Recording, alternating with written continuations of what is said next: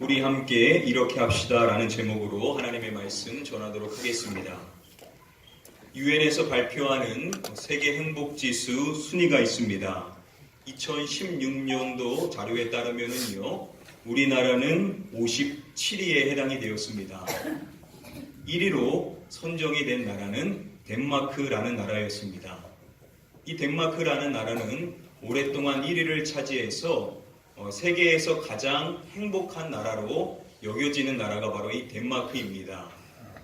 자, 이렇게 오랜 기간 동안 세계 서상에서 가장 행복한 나라로 평가받아온 덴마크.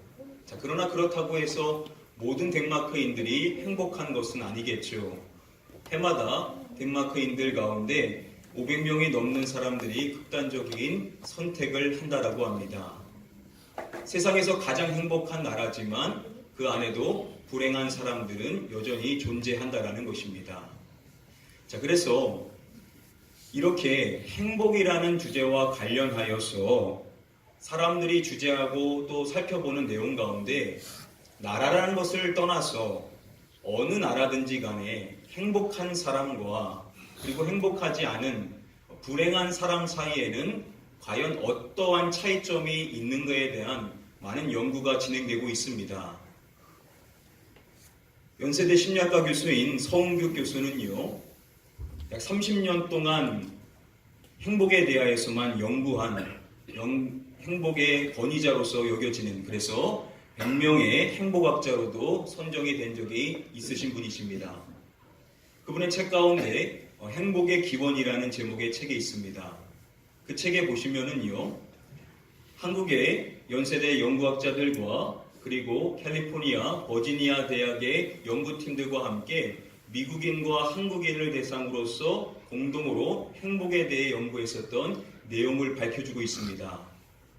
그 내용에 따르면은요, 행복한 사람 그리고 불행한 사람의 극명한 차이점 중에 하나는 이것이라고 말합니다. 행복한 사람은 다른 사람과 함께 보내는 시간이 많다라고 하고요. 그에 반해 행복하지 않은 사람은 혼자 있는 시간이 많은 것으로 나타났다라고 합니다. 한국인이든 미국인이든 행복한 인생의 삶을 살아가는 사람은 타인과 더불어 살아가는 시간이 많다라는 특징이 있다라는 것입니다. 이점과 관련하여서 서은규 교수는 질문하기를, 그러면 선천적으로 내향적인 사람들, 그러한 사람들도 타인과 함께 했을 때 행복할까 의구심을 품게 되었다라고 말합니다. 아무래도 내향적인 사람은 다른 사람들과 함께하는 것에 대한 부담감이 크죠. 자, 그래서 이것이 내향적인 사람에게는 해당이 되지 않을 것이라고 생각을 했었는데, 미국의 한 통계 자료를 근거하여서 말하기를요, 내향적인 사람들도 혼자일 때보다 누군가와 함께 있을 때 더 높은 행복감을 느낀다라고 말합니다. 내향적인 사람이요, 다른 사람들과 함께 더불어 시간을 보내는 것을 심리적으로 어려워하는 것은 사실이지만 변하지 않는 중요한 사실은 외향적인 사람이든 내향적인 사람이든 언제 더 큰 행복을 느끼냐면 다른 사람들과 함께 할 때 더 큰 행복을 느끼더라는 것입니다. 자, 그래서 서은규 교수는 말하기를요, 행복이라는 불은 사람들과 교류할 때 가장 반짝거린다라고 이야기를 합니다. 그러니까 우리가 살아가는 일들 속에서 중요한 일이 있다라고 한다면 다른 사람들과 교류하는 것이 매우 중요하다라는 것이죠. 그래서 개인적으로 힘들더라도 다른 사람들과 함께하는, 다른 사람들과 교제를 나누는 시간들을 적극적으로 가질 필요성이 있다라고 이야기를 합니다. 여러분, 그렇다고 한다면 신앙생활은 과연 어떠할까요? 행복이라는 것이 사람들과 더불어 교제할 때 더 크게 된다라고 한다면 신앙생활이라는 것은 또한 어떠할 것인가에 대해서 한번 좀 생각해 보기를 원합니다. 요즘 한국교회에서요, 이러한 신앙이 계속해서 확산되고 있는 추세라고 말합니다. 소위 나홀로 신앙이라는 것이 많아진다고 합니다. 나홀로 신앙인이라는 것은요, 이러한 사람들을 일컫는다라고 하죠. 교회에서는 교회에는 다니지만 부속받기를 싫어하는 신자, 교회에 출석은 하지만 등록을 하지 않고 부역 활동을 하지 않는 신자, 또는 아예 교회에 출석하지 않고 홀로 인터넷을 통하여서 예배하는 사람들을 나홀로 신앙인이다라고 이야기를 합니다. 여러분, 이러한 나홀로 신앙인들, 과연 그들의 신앙이 어떠할까요? 물론 그 가운데도 잘 신앙생활을 하는 사람들이 있을 것이다라고 생각할 수 있겠지만요. 자, 그러나 청년사역연구소 대표인 이상갑 교수는요, 이상갑 목사님은 이러한 나홀로 신앙에 매우 위험한 요소가 많다라고 지적을 합니다. 여러 가지 점이 있겠지만 우리가 근본적으로 생각해봐서 기억해야 될 중요한 점은 기독교 신앙의 본질이라는 것은 어디에 있냐면 바로 공동체성 위에 있다라는 것이죠. 기독교 신앙이라는 것은 하나님께서 세워주신 공동체 안에서 더불어 할 때 형성되어지는 것이 신앙이라는 것입니다. 여러분, 사도 바울이 뭐라고 말합니까? 우리도 여럿이지만 그리스도 안에서 한 몸을 이루었고 한 사람 한 사람이 서로에 대해 지체로서 연결되어 있습니다 라고 말합니다. 저와 여러분들이 다양한 사람들이지만 그러나 우리 모두가 그리스도 안에서 한 몸을 이루게 되었다라는 겁니다.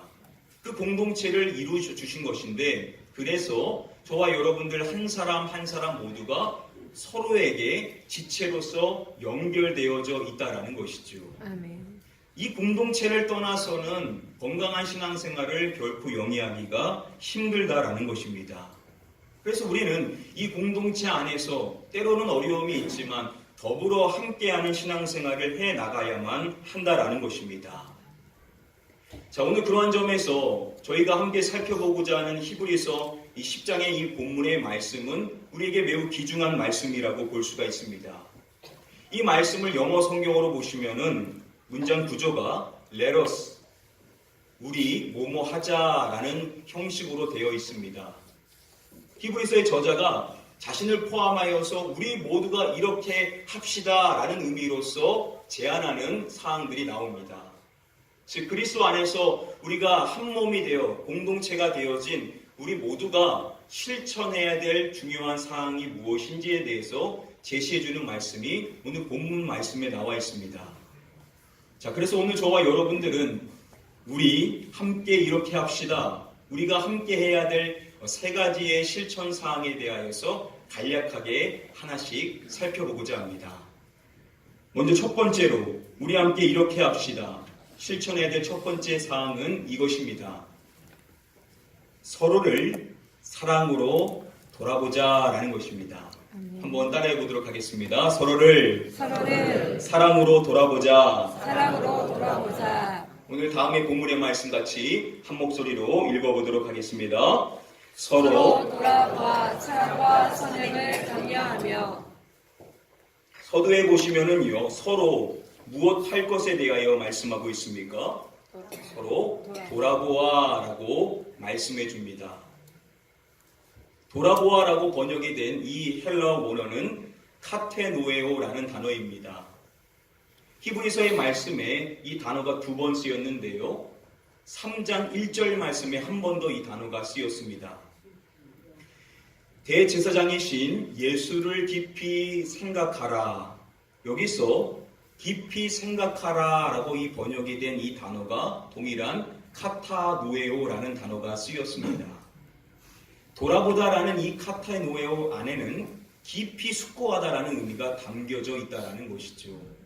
저와 여러분들이 그리스도 안에서 공동체를 이룬 서로를 깊이 생각할 필요성이 있다라는 겁니다. 바꿔서 말하면은요, 우리가 서로에 대하여 깊은 관심을 가져야만 한다라는 것이죠. 서로가 어떠한 형평성에 있는지, 어떠한 상황 속에 있는지 서로를 깊이 생각하면서 서로에게 깊은 관심을 가져야만 한다라는 것을 이야기해 주는 것입니다. 그리고 말씀은 이어서 2가지 사항에 대하여서 이야기를 해주고 있는데요. 먼저 첫 번째로 이야기하는 것은 사랑입니다. 그리고 2번째로 제시해 주는 것은 선행입니다. 이 사랑이라는 것이 무엇을 의미하는지 WBC 주석에 따르면은요, 다른 그리스도인들의 삶의 필요를 돌아보는 반응이라고 설명을 해줍니다. 우리 주변에 한 지체를 잃은 다른 성도님들 가운데 어려운 부분을 가지고 있는, 그 삶에 필요한 부분을 가지고 있는 성도들이 있죠. 바로 그러한 성도들의 필요를 돌아보게 되는 것, 그것을 사랑이라는 단어로 나타내주고 있다는 겁니다. 자, 그리고 연결해서 말하고 있는 이 선행이라는 것은요, 그 돌아보는 사랑을 통하여서 우리가 구체적으로 표현해야 되는 행위를 이야기한다라고 합니다. 서로의 부족한 점이 있으면, 서로가 채워줘야 될 부분이 있으면 그것을 그냥 말로만 이야기할 것이 아니라 구체적인 행위를 통하여서 그것을 채워줄 줄 아는 것, 그것을 선행이라는 단어로 설명해주고 있다는 것이죠. 이것이 우리 믿는 성도들에게 매우 중요한 사항이라는 겁니다. 우리가 서로를 깊이 생각하며 돌아볼 때 낙심한 성도님들, 어려운 가운데 있는 성도님들, 그들이 필요한 그 부분을 우리가 찾아서 그것을 구체적으로 채워줄 줄 아는 것, 그것이 한 공동체를 이룬 교회 안에서 우리가 서로 실천해야 될 중요한 사항이라는 것입니다. 사도 바울은 갈라디아서 말씀에서 이렇게 이야기를 해줍니다. 그러므로 우리는 기회 있는 대로 모든 이에게 착한 일을 하되 더욱 믿음의 가정들에게 할지니라 라고 말씀합니다. 저와 여러분들은 기회를 살려서 많은 사람들에게 착한 일을 해야만 한다라는 겁니다. 자, 그런데 바울이 강조하는 내용, 마지막에 보시면은 이렇게 말하죠. 더욱 어떠한 가정들에게 하라고 말합니까? 믿음의 가정. 믿음의 가정들에게 하라라고 이야기합니다. 바꿔서 말하면 교회 안에 있는 함께 믿음으로 한 지체를 이룬 다른 가정들을 돌아봐서 그 가정들을 위하여서 우리가 선행을 실천해야 된다라고 이야기를 하는 것입니다. 아멘. 우리가 세상에서 나아가서 세상의 빛과 소금의 역할을 잘 감당해 나가야 되죠. 자, 그런데 우리가 잊지 말아야 될 중요한 사실은 교회 안에서 한 몸을 이룬 믿음으로 함께 살아가는 다른 가정들을 돌아보는 것, 그것을 더욱 힘써서 해야만 한다라고 바울은 강조를 하고 있는 것입니다. 예수님께서는 요한복음의 말씀에서 이렇게 우리에게 말씀을 해주십니다. 우리 같이 한번 다음의 말씀 함께 한번 읽어보도록 하겠습니다. 너희가 서로 사랑하면 이로써 모든 사람이 너희가 내 제자인 줄 알리라. 여러분, 모든 사람이 어떻게 저와 여러분들이 예수님을 따르는 제자라는 것을 알 수가 있게 되냐? 그것은 이것을 통해서 가능하다라는 것이죠. 너희가 서로 사랑하면 그렇게 될 수 있다라는 겁니다. 저와 여러분들이 서로 사랑하면서 서로의 부족한 점을 채워주고 사랑으로서 좋은 일을 해 나갈 때 자연스럽게 이루어지는 일이 뭐냐? 세상에 있는 사람들이, 저와 여러분들이 주님을 따르는 제자라는 사실을 발견하게 된다라는 겁니다. 여러분, 우리가 세상으로부터 비난을 받는 이유가 무엇일까요? 여러 가지 점에서 판단할 수 있겠지만 그 중에 중요한 이유 중에 하나는 그들이 교회를 봤었을 때 세상과 다를 줄 알았는데 똑같더라는 겁니다. 세상과 똑같이 비판하고 앞과 뒤가 다르고 겉에서는 사랑한다라고 하지만 뒤에서는 다른 모습을 보면서 사람들은 실망을 하게 됩니다. 세상과 교회가 똑같더라는 것이죠. 우리 주님께서 주신 말씀으로 보면 저와 여러분들이 더욱 힘써야 될 일이 뭐냐? 우리가 한 몸을 이뤄서 함께 신앙생활을 하는데 우리가 교회 안에서 서로가 서로를 사랑하고 서로가 필요한 부분이 무엇인지를 기억하고 그것을 채워줄 때 세상은 우리가 주님을 따르는 참된 제자라는 것을 발견할 수가 있게 된다는 겁니다. 아멘. 그런 점에서 우리 가나안 교회는 더욱더 우리가 서로를 사랑해야만 될 줄 믿습니다. 아멘. 우리가 부족한 것이 있고 여전히 채워져야 될 많은 부분들이 있지만 그것을 우리가 서로 보듬어주고 서로를 따뜻하게 사랑해줘 나갈 때 하나님께서 우리의 공동체를 더욱더 든든히 세워나가고 우리를 통하여서 주님의 영광이 나타나게 해주실 줄 믿습니다. 아멘. 다음으로 두 번째, 우리가 함께 이렇게 해야 될 두 번째 실천사항은 이것입니다. 서로를 따뜻하게 격려하자라는 것입니다. 한번 따라해 보도록 하겠습니다. 서로를 따뜻하게 격려하자. 따뜻하게 격려하자. 앞서 본문의 말씀 다시 한번 함께 읽어보도록 하겠습니다. 서로 돌아보아 사랑과 선생님을 격려하며. 이 말씀 마지막에 보시면은 히브리서 기자가 뭐라고 말합니까? 무엇하며 라고 마지막에 말하죠? 격려하며. 격려하며 라고 이야기를 해주고 있습니다. 함께 믿음으로써 하나 된 공동체 안에서 저와 여러분들이 서로가 서로를 격려해야 될 것에 대하여서 말씀해주고 있는 것입니다. 여러분, 모든 사람들은 다 격려가 필요하죠. 격려가 필요하지 않는 사람은 아무도 없을 것입니다. 여기 서 있는 저 역시도 마찬가지입니다. 저의 지난날을 돌아보면 저에게 따끔한 충고를 통하여서 저의 잘못된 모습을 바로 잡아주신 분들 때문에도 큰 성장을 했지만 부족한 저를 묵묵히 기다려주고 용납해주고 그러면서도 격려해 주었던 많은 분들을 통하여서 제가 성장할 수 있었음을 발견하게 됩니다.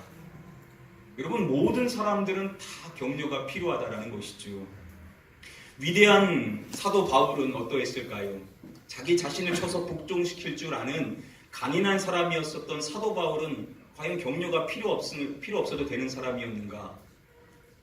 그가 디모데 후서의 말씀에 보면요, 한 사람의 집을 축복해주는 그 집을 위하여 기도하는 기도의 내용이 나옵니다.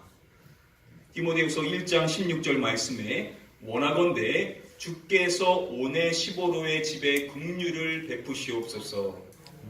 그가 오네시보로라는 사람을 통하여서 그 집을 축복하며 기도할 때 하나님 그 집에 긍휼을 베풀어 달라라고 간구를 드리고 있습니다. 그리고 그러한 오네시보로에 대해서 이야기할 때 그가 나를 자주 격려해주고 라고 말씀합니다. 사도 바울은 오네시보로를 통하여서 자주 격려를 받았다라는 것이죠. 그게 너무 고마웠었던 것입니다. 강인한 사도였었던 사도 바울 역시도 많은 격려가 필요한 사람이었음을 알 수가 있는 대목입니다. 우리는 서로에게 때로는 잘못된 점을 교정해 주기를 원하지만 사실 그 가운데도 더불어 필요한 것이 있다라고 한다면 그것은 상대방을 격려해 주는 격려의 말일 것이라는 겁니다. 여러분, 이 격려라는 이 단어, 영어로 하면요, encouragement라는 단어죠. 시 읽는 CEO라는 책에 보시면은요, 이 encouragement라는 단어의 어원을 밝혀줍니다. 여기서 이 중간에 courage라는 이 용기라는 단어, 라틴어에서 나온 단어인데요, 바로 core라는 단어에서 나왔다라고 합니다. 이 core라는 단어의 의미가 무엇이냐면 바로 심장이라는 뜻을 가지고 있다라고 합니다. 자, 그래서 어원상 봤었을 때 진정한 의미의 격려는 어떠한 것이냐? 그 의미는 이렇다라고 합니다. 내 심장을 누군가에게 내어주다라는 의미가 진정한 격려의 의미라고 합니다. 우리가 누군가로부터 격려를 받았을 때 힘을 얻게 되죠. 왜 그런 것인가? 이 단어가 파생되어져 나온 의미가 무엇이냐면 바로 그렇다라는 겁니다. 심장을 그 사람에게 줌으로 인하여서 힘이 없는 사람이 생명을 얻을 수 있도록 하는 것과 같은 역할을 하는 일이 바로 격려를 통해서 이루어질 수가 있다라는 것이죠. 격려에는 힘이 있다라는 것입니다. 일본의 한 초등학생 학생이요, 자기의 키보다 훨씬 더 높은 10단 띵트를 넘는 것에 도전을 했었습니다. 그런데 원체 높다 보니까는 아무리 시도를 해도 안타깝게도 다 실패를 하게 된 겁니다. 어린 마음에 도전해봤는데도 아무리 해봐도 되지 않으니까 이 아이가 안타까운 마음에 눈물을 흘리게 됩니다. 세상에 안 되는 일이 있다라는 것을 느끼게 됐었던 그 어린 마음이 얼마나 큰 상처가 됐겠습니까? 자, 그런데 이러한 이 아이에게 놀라운 변화가 찾아오게 되었고 이 일을 통하여서 그가 이 틴트를 뛰어넘게 됩니다. 우리 준비된 영상이 있는데요. 우리 잠시 한번 보시도록 하겠습니다. 자신의 키보다 높은 틴트를 넘기에 도전하는 한 학생. 힘껏 뛰어보지만 자기 가슴 높이밖에 닿지를 못했습니다. 두 번째 도전에선 허리 높이까지 뛰었다가 결국 또 실패하고 마는데요. 세 번째 시도 역시 틴트 위에 걸터앉고 말았습니다. 속상한 마음에 급기야 눈물까지 흘리는데요. 그 사이 아이를 향한 관중석의 응원 소리는 점점 커집니다. 포기하지 않고 네 번째 도전하는 아이, 안타깝게도 또 실패했습니다. 그때 지켜보던 같은 반 친구들이 실패를 거듭하던 친구를 둘러쌌습니다. 서로 어깨를 두른 채 한 목소리로 힘차게 친구를 응원합니다.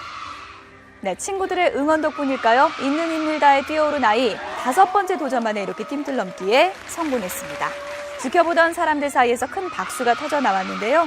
누군가의 격려와 응원, 얼마나 큰 힘이 되는지 보여주는 훈훈한 영상인 것 같습니다. 자, 이렇게 격려의 힘이 크더라는 것이죠. 불가능하던 일들까지도 가능하게 만드는 힘을 주는 것이 바로 이 격려라는 것입니다. 성경의 많은 인물들 가운데 사도행전의 말씀에 보면 참 따뜻한 한 사람이 나오죠. 바로 바나바라는 사람입니다. 참 본받을 것이 너무나도 많은 사람인데요. 사실 그의 본명은 바나바가 아니죠. 그의 본명은 너무나도 좋은 이름인 요셉입니다. 그런데 사도들이 그에게 다른 이름으로서 바나바라는 이름을 부여해 주었던 것입니다. 성경은 그 바나바의 의미가 무엇인지를 밝혀주고 있는데요. 우리가 보는 성경은 위로의 아들이라고 번역을 하고 있습니다. 여기서 이 위로라는 이 단어, 모든 영어 번역으로 보시면은 encouragement라고 되어 있습니다. 바로 격려를 의미하는 것이죠. 그래서 쉬운 성경어로 보면 격려의 아들이라고 번역을 합니다. 사도들이 보니까요, 이 요셉이라는 사람은 다른 사람들을 너무나도 잘 격려해주는 사람이었더라는 것이죠. 사도들이 그렇게 이름을 졌다는 것은 아마도 그가 사도들에게도 격려하는 말을 많이 했었을 것으로 우리가 추정해 볼 수가 있을 것입니다. 그만큼 따뜻한 사람이었었던 이 바나바를 통하여서 많은 사람들이 격려를 받고 그 격려를 통하여서 그들이 힘을 얻을 수가 있었던 것입니다. 오늘 저와 여러분들도 또 다른 바나바와 같이 격려의 아들과 딸들이 되어서 우리 주변에 있는 사람들을 따뜻하게 격려해 줄 수 있는 사람이 되어야만 될 줄 믿습니다. 아멘. 교회는 격려가 넘치는 공동체가 되어야 되고 아무리 못하고 잘못된 점이 있고 모난 모습이 있어도 그것을 그대로 진술할 것이 아니라 그 안에 감춰진 내면의 모습을 발견해 줄 줄 알고 그 사람을 세워주고 격려해주는 은혜의 공동체가 우리 가나안 교회가 되어만 될 줄 믿습니다. 아멘. 다음으로 우리 함께 이렇게 합시다. 실천해야 될 세 번째 사항은 이것입니다. 서로 함께 힘써서 모이자라는 것입니다. 한번 따라해 보겠습니다. 서로 함께 힘써서 모이자. 우리 다음에 본문의 말씀 세번역 성경으로 함께 읽어보도록 하겠습니다. 어떤 사람들의 습관처럼 우리는 모이기를 그만하지 말고 서로 격려하여 그날이 가까이 오는 것을 볼수록 더욱 힘써 모입시다. 어떤 사람들의 습관처럼 우리는 모이기를 그만하지 말고 라고 말씀하죠. 그 시대에도요, 모이기를 그만두고자 하는 그러한 습관을 갖고 있었던 사람들이 있었던 것입니다. 히브리서 기자가 하는 말은 우리는 그래서는 안 된다라는 것이죠. 대신 우리가 해야 될 일을 이어서 말할 때 서로 격려하여 라고 말씀합니다. 저와 여러분들이 격려해야 될 사항이 있다라는 것이죠. 이어서 그 사항을 설명해 줄 때 먼저 그날이 가까워 오는 것을 볼수록이라고 말씀합니다. 여기서 말하는 이 그날이라는 것은 그리스도께서 다시 오시는 재림을 이야기하는 것입니다. 그리스도께서 가까이 오시는 그 날을 우리가 감지할수록 해야 될 일이 있다라고 이야기할 때 마지막으로 이렇게 말하는 것입니다. 더욱 힘써 모입시다라고 말씀을 합니다. 우리가 마지막으로 함께 실천해야 될 중요한 사항이 있는데 그것은 무엇이냐면 우리가 더욱 힘을 써서 함께 모이는 일에 하나가 되어야만 된다라고 말씀해 주고 있는 것입니다. 사도행전의 말씀에 보면요, 초대교회 성도들이 어떻게 신앙생활을 했는지 이렇게 설명을 해줍니다. 날마다 마음을 같이하여 성전에 모이기를 힘쓰고 라고 말씀해 주죠. 그들은요, 날마다 마음을 같이 했다라는 겁니다. 서로가 서로 항상 마음을 같이 해서 했었던 일이 있는데 그것이 무엇이냐면 성전에 모이기를 힘쓰는 일이었다라고 이야기를 한 것입니다.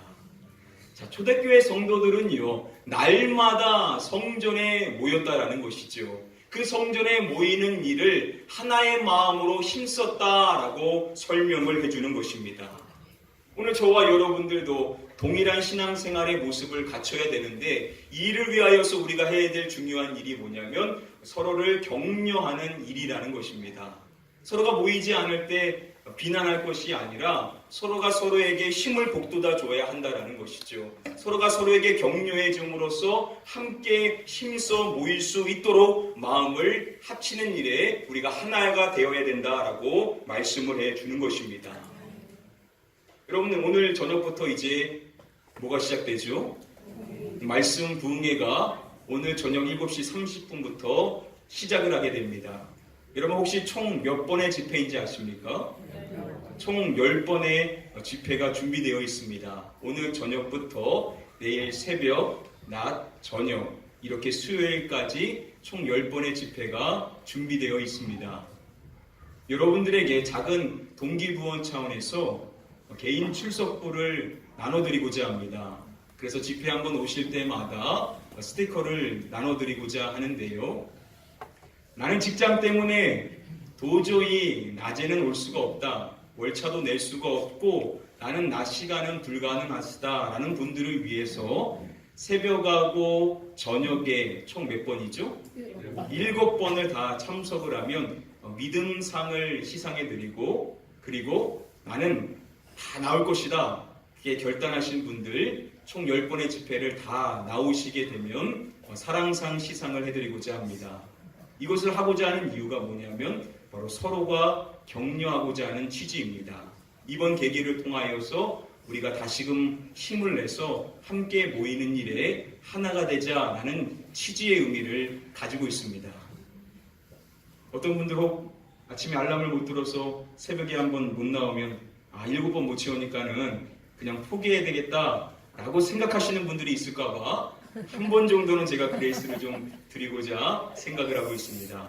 여러분들 함께 새벽을 깨우면서 함께 나와봅시다. 우리 승별로 또 가까이 사시는 이웃별로 자꾸 격려하시면서 이번 말씀 부흥에 함께 나와서 은혜 받으실 수 있는 저와 여러분들이 되어야만 될 줄 믿습니다. 아멘. 자, 그런 의미에서 우리 좌우에 계신 분들 한번 인사하겠습니다. 오늘 저녁에 뵙겠습니다. 한번 인사하겠습니다.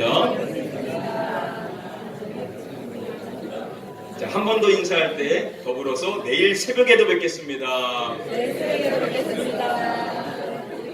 한 번 더 욕심내면요 수요일 날까지 뵙겠습니다. 인사하겠습니다. 감사합니다. 오늘 말씀 간단히 정리함으로써 말씀 맺도록 하겠습니다. 오늘 주어진 본문 말씀을 통하여서 우리 함께 이렇게 합시다. 3가지 실천해야 될 사항에 대하여서 말씀을 드렸습니다. 먼저 첫 번째로 우리가 실천해야 될 중요한 사항은 서로 사랑으로 돌아보자 라는 것입니다. 사랑하는 성도님들, 공동체 안에서 조금 부족한 게 있어도 한번 사랑으로 다가가 주시기를 바랍니다. 우리가 다 연약한 것이 있습니다. 저도 연약한 것이 있고 여러분들도 연약한 것이 있습니다. 그것을 보듬어주고 모난 부분이 있어도 사랑으로 감싸 주려고 할 때 하나님께서 우리에게 더 큰 은혜를 주실 줄 믿습니다. 두 번째로 우리가 실천해야 될 중요한 사항은 서로 따뜻하게 격려하자라는 것입니다.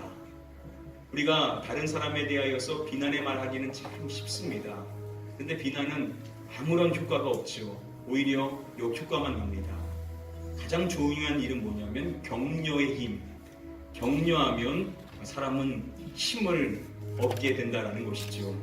가정 안에서 여러분들 격려하시고, 순 안에서도 격려하시고, 남전도의 여전도 안에서도 서로 격려해 주심으로써 힘을 북돋아줄 수 있는 저와 여러분들 되셔야만 될 줄 믿습니다. 마지막 세 번째로 우리가 실천해야 될 중요한 사항은 서로 함께 힘써서 모이자라는 것입니다. 은혜라는 것은요, 함께 사모하며 모일 때 하나님께서 크신 은혜를 부어주시게 되시는 것이죠. 사모하는 자들, 함께 마음을 하나가 되어서 일치해서 함께 주님 앞에 나올 때 하나님께서는 풍성한 은혜를 우리 공동체 안에 부어주시게 될 줄 믿습니다. 아멘. 다시 한번 부탁드리기를, 오늘 저녁부터 있을 말씀 부흥에 힘드시더라도 힘내시고 함께 참석하셔서 모두가 하나된 마음으로 은혜의 하나님을 바라볼 수 있게 되시기를 주님의 이름으로 간절히 축복하며 축원드립니다. 우리 전에 같이 찬양하실 때 우리 찬양으로 찬양하며 결단하기를 원합니다. 우리 함께 기도해 주 앞에 나와 우리 은혜를 사모하며 함께 기도할 수 있는 저희 모두가 될 수 있기를 소원하면서 찬양하도록 하겠습니다.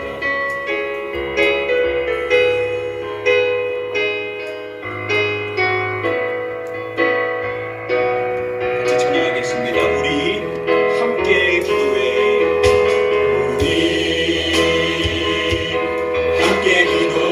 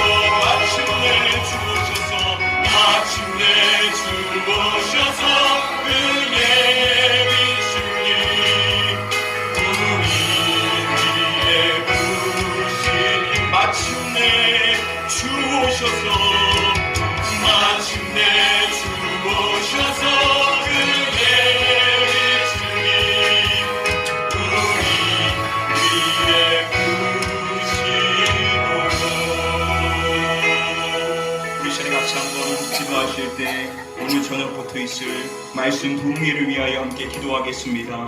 주여, 우리가 함께 나와 주 앞에 나와 기도하며 주의 말씀을 대할 수 있는, 그래서 우리에게 긍휼을 베풀어 주시는 하나님, 하늘의 문을 여시고 은혜의 빛을 길을 내려주시는 주님을 만날 수 있는 역사의 시간 되게 하여 달라고 우리 간절히 사모하는 마음으로 함께 통솔합심하여 기도하겠습니다. 기도합니다. 아버지 하나님, 오늘 우리에게 허락하신 부흥회를 위하여 우리의 마음이 하나 될 수 있게 되기를 원합니다. 은혜를 사모하는 자에게 주시는 주님, 주님 자 갈급한 심령 가운데 좋은 것으로 채워주시는 아버지 하나님, 우리가 주님의 은혜를 사모합니다. 우리가 함께 모여 주님 앞에 나와 기도하며 주의 말씀에 반응할 수 있기를 원합니다. 하늘의 문을 여시는 주여, 우리에게 열어주신다. 주님이 주시는 부흥의 역사를 체험할 수 있는 계기가 될 수 있게 되기를 원합니다. 아직 하나님을 만나지 못한 분들, 이번 계기를 통하여 하나님을 만나는 역사가 이루어지게 하여 주시옵시고, 흔들렸던 신앙이 담대한 신앙으로, 견고한 신앙으로 되어질 수 있게 되기를 원합니다. 그래서 이번 계기를 통하여 우리의 강한 교회가 사랑이 넘치는, 은혜가 넘치는, 격려가 넘치는, 보이기에 힘쓰는 교회로 변화될 수 있는 은혜의 시간을 삼아주시기를 원하며 기도합니다. 세워주신 감사한 목사님을 성령님으로 충만케 하여 주시사 하나님이 부어주신 은혜를 하나도 빠짐없이 전달하실 수 있도록 우리 목사님을 강하게 붙잡아 주시기를 간절히 소원하며 기도합니다. 우리 모든 성도들에게도 영육간의 강건한 걸 도하여 주시사 끝까지 출석하면서 하나님이 여기 계신 후에 하나도 놓치지 않고 온전히 받아 누릴 수 있는 은혜의 시간 될 수 있도록 성령님 은혜를 예비하여 주시옵소서.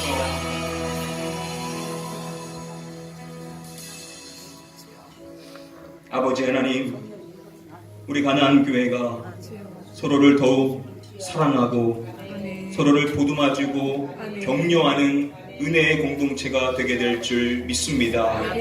우리의 연약함을 아시는 주님, 우리의 연약함을 서로가 도와주고 감싸주며 힘을 실어줄 때마다 성령님의 위로와 사랑이 넘쳐남으로 말미암아 우리 가나안 교회 안에 주님이 주시고자 하시는 풍성한 사랑과 은혜를 흡족히 누릴 수 있는 저희 모두가 되게 하여 주시옵소서.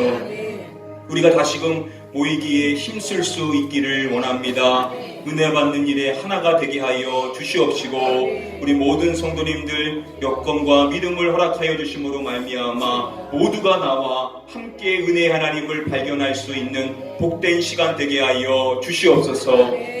아직 하나님을 만나지 못한 심령들이 있다면 이번 계기를 통하여 분명하게 하나님을 만나게 하여 주시옵시고, 낙심한 심령들이 있다면 이번 계기를 통하여서 회복의 은혜를 발견케 하여 주시옵소서.